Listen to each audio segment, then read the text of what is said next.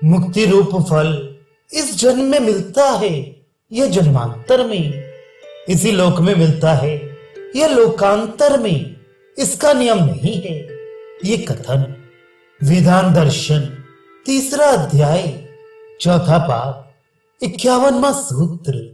किसी प्रकार का प्रतिबंध उपस्थित न होने पर इसी जन्म में वह फल प्राप्त हो सकता है, प्रतिबंध होने पर जन्मांतर में भी हो सकता है, क्योंकि यही बात श्रुतियों और स्मृतियों में देखी जाती है।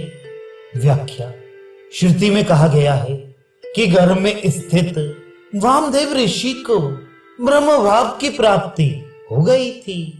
भागवत गीता में कहा है कि किंतु वे दूसरे जन्म में पूर्व जन्म संबंधी शरीर द्वारा प्राप्त की हुई बुद्धि से युक्त हो जाता है और पुनः परमात्मा की प्राप्ति के साधन में लग जाता है। इस प्रकार श्रुतियों और स्मृति के प्रमाणों को देखने से यही सिद्ध होता है कि यदि किसी प्रकार का कोई प्रतिबंध उपस्थित नहीं होता, तब तो इसी जन्म में उसको मुक्ति रूप फल की प्राप्ति हो जाती, और यदि कोई विघ्न पड़ जाता है तो जन्मांतर में वह फल मिलता है। तथापि ये निश्चय है कि किया हुआ अभ्यास व्यर्थ नहीं जाता। उपर्युक्त ब्रह्म विद्या का मुक्ति रूप फल किसी प्रकार का प्रतिबंध न रहने के कारण जिस साधक को इसी जन्म में मिलता है, उसे यहाँ मृत्यु लोक में ही मिल जाता है या लोकांतर में जाकर मिलता है। इस जिज्ञासा पर कहते हैं 52वां सूत्र। इसी तरह किसी एक लोक में ही मुक्ति रूप फल प्राप्त होने का नियम नहीं है, क्योंकि उसकी अवस्था निश्चित की गई है, उसकी अवस्था निश्चित की गई है। इस कथन की पुनरावृत्ति अध्याय की समाप्ति सूचित करने के लिए है। व्याख्या।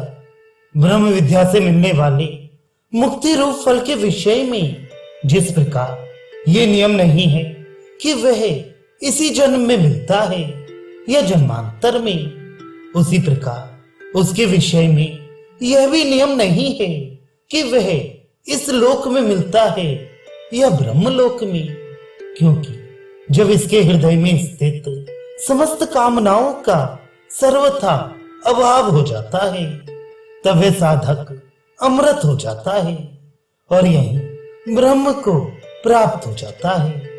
इत्यादि वचनों द्वारा श्रुति में मुक्तावस्था का स्वरूप निश्चित किया गया है। अतः जिसको वह स्थिति शरीर के रहते रहते प्राप्त हो जाती है, वह तो यही परमात्मा को प्राप्त हो जाता है, और जिसकी वैसी अवस्था यहाँ नहीं होती, वह ब्रह्मलोक में जाकर परमात्मा को प्राप्त हो जाता है।